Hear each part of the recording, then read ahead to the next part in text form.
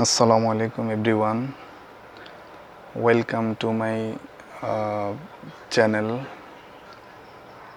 English Tricks 29. Today I will discuss the sentence. তো আমরা বলেছিলাম বেসিক ইংলিশ গ্রামার শুরু করব। তারই ধারাবাহিকতায় আজকে হাজির হলাম। আজকে আমরা আমাদের টপিক হচ্ছে সেন্টেন্স।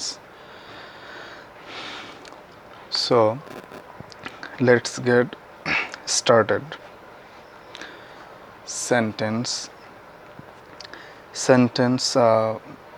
সেন্টেন্স মানে বাক্য। একাধিক শব্দ বা সমষ্টি পাশাপাশি বসে কোনো একটি প্রসঙ্গে পরিষ্কার ও পরিপূর্ণ অর্থ প্রকাশ করে তাকে সেন্টেন্স বলে। আরও একভাবে বলা যায় যে শব্দগুচ্ছ মনের ভাব সম্পূর্ণরূপে প্রকাশ করে তাকে সেন্টেন্স বা বাক্য বলে। সেন্টেন্সের একটা সূত্র আছে অবশ্য, যে সূত্রটা হচ্ছে সাবজেক্ট ভার্ব অবজেক্ট। এটা হচ্ছে সেন্টেন্স মেকিংয়ের সূত্র।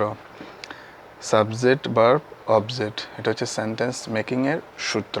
ঠিক আছে, এখন আমরা কিছু এক্সাম্পল দেখি। Seema is a student, fish lives in water. এগুলা অবশ্যই সেন্টেন্স হবে। ঠিক আছে, তবে একগুচ্ছ ওয়ার্ড পাশাপাশি বসলেই সেন্টেন্স হবে না। চলো বিষয়টিকে যাচাই করে দেখি। স্টেপ ওয়ানে বলা হয়েছে শি ওয়ান্টস, সে চায়। সে কি চায়? এখানে মনের ভাব সম্পূর্ণভাবে প্রকাশ পেল না, এই জন্য এটাকে সেন্টেন্স বলা যাবে না। দে হেল্প, তারা সাহায্য করে। হোম মানে কাকে সাহায্য করে বা কাদের সাহায্য করে, তাহলে এখানে মনের ভাবটা সম্পূর্ণ হলো না, তাহলে এগুলোকে সেন্টেন্স বলা যাবে না। আচ্ছা, স্টেপ 2তে দেখো সাম ওয়ান্টস শি মানি। এটা কি সেন্টেন্স হলো? না, এটা নট সেন্টেন্স, এটা সেন্টেন্স হলো না। কেননা দেখো সেন্টেন্সটা এলোমেলোভাবে দেয়া আছে। ঠিক আছে, যদি এটা এরকম বলা হতো she wants some money, she wants some money, সে কিছু টাকা চায়, তাহলে ওইটাকে সেন্টেন্স বলা যেত। আচ্ছা, আরেকটা দেখো হেল্প দে ফুয়ার দা, এটাও সেন্টেন্স হবে না। যদি বলা হতো দে হেল্প দ্য ফুয়ার, তারা গরিবকে সাহায্য করে, তাহলে এটাকে সেন্টেন্স বলা যেত। তারপরে দেখো স্টেপ 3তে দেখো the cow is flying in the sky. এটা অবশ্যই দেখতে মনে হচ্ছে এটা সেন্টেন্সের মতো। এটা একটা সেন্টেন্স মেকিং করেছে, সাবজেক্ট ভার্ব অবজেক্ট সবই ঠিক আছে, তবে এখানে অর্থটা যৌক্তিক নয় বিধায় এটাকে সেন্টেন্স বলা যাবে না। দেখো তো the cow is flying in the sky, গরু কি আকাশে উঠতে পারে? অবশ্যই উঠতে পারে না। দ্য কাউয়ের জায়গায় আমরা যদি যদি বলতাম the bird is flying in the sky, তখনই ওইটাকে আমরা সেন্টেন্স বলতে পারতাম।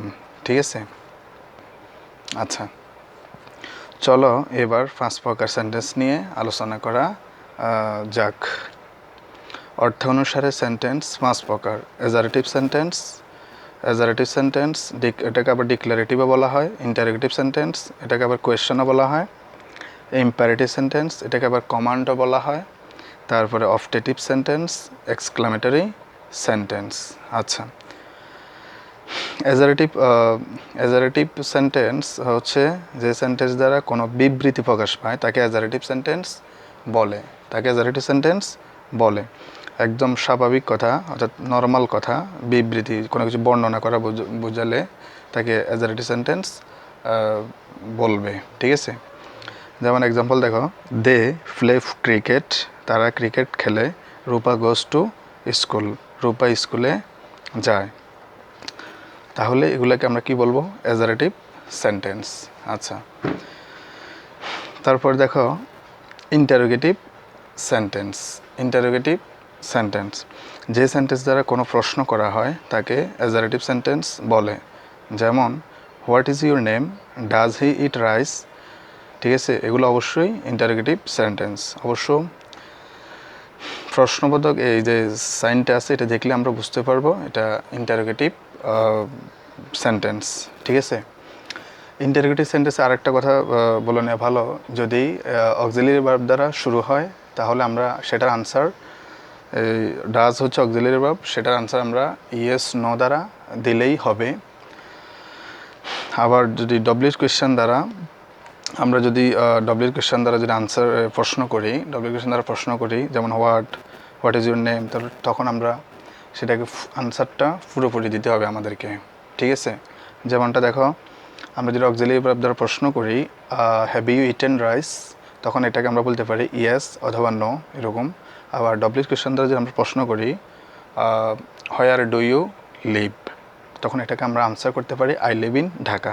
তাহলে এখানেই পার্থক্যটা বোঝা যায়। আচ্ছা, তাহলে ইম্পারেটিভ সেন্টেন্সটা বুঝতে পেরেছ।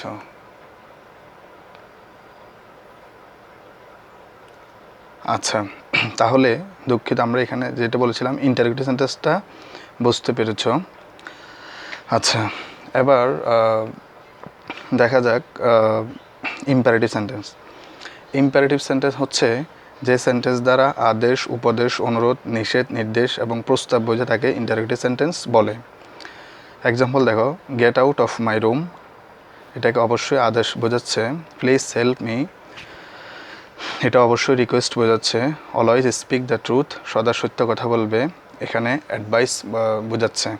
ডোন্ট মেক এ নয়েজ, গোলমাল করো না, ফরবিড বোঝাচ্ছে, নিষেধ বোঝাচ্ছে। আচ্ছা, যে কথাগুলা জানতে হবে, ইম্পারেটিভ সেন্টেন্সে সেকেন্ড পারসন ইউ সবসময় উজ্জ্ব থাকবে, ঠিক আছে।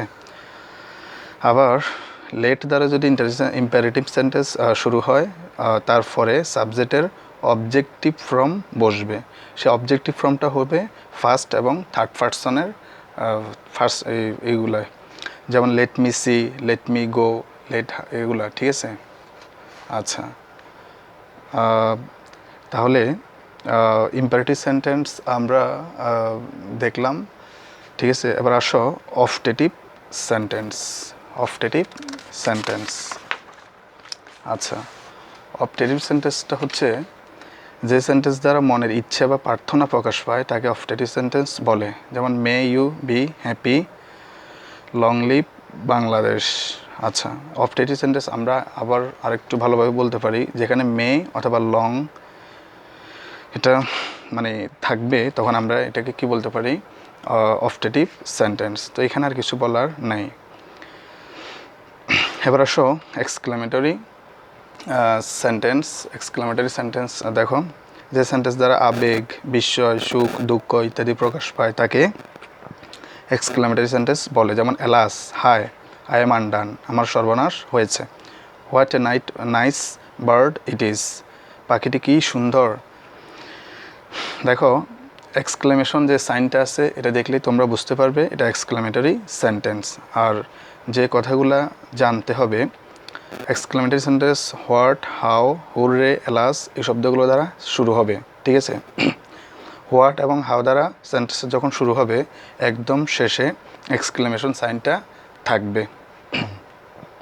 3 নম্বরে দেখো, হুররে, এলাস দ্বারা যখন শুরু হবে তার ঠিক পরে কিন্তু এক্সক্লেমেশন সাইনটা থাকবে। তার ঠিক পরে অ্যাজারেটিভ সেন্টেন্স থাকবে, তারপরে ফুল স্টপ দিয়ে শেষ হবে। আর কিছু এক্সক্লেমেটরি ওয়ার্ডস দেখে নাও, ওয়াও, ও, আহ, অ্যামেজিং, ব্র্যাভো, অসাম, ফ্যান্টাস্টিক, এগুলো হচ্ছে এক্সক্লেমেটরি ওয়ার্ড, ঠিক আছে। তা আশা করছি বুঝতে পেরেছ। অর্থ অনুসারে যে সেন্টেন্স 5 প্রকার আছে এগুলা মোটামুটি আমি আলোচনা করার চেষ্টা করলাম। আশা করছি তোমরা বুঝতে পেরেছ যে অর্থ অনুসারে সেন্টেন্স 5 প্রকার যে আলোচনা করলাম। ইনশাল্লাহ যদি তোমরা বুঝতে পারো, ইনশাল্লাহ আমার চ্যানেলটি সাবস্ক্রাইব করবে, লাইক করবে, কমেন্টস করবে ইনশাল্লাহ আমার পাশে থাকবে। ভালো থাকবে সবাই। ধন্যবাদ সবাইকে।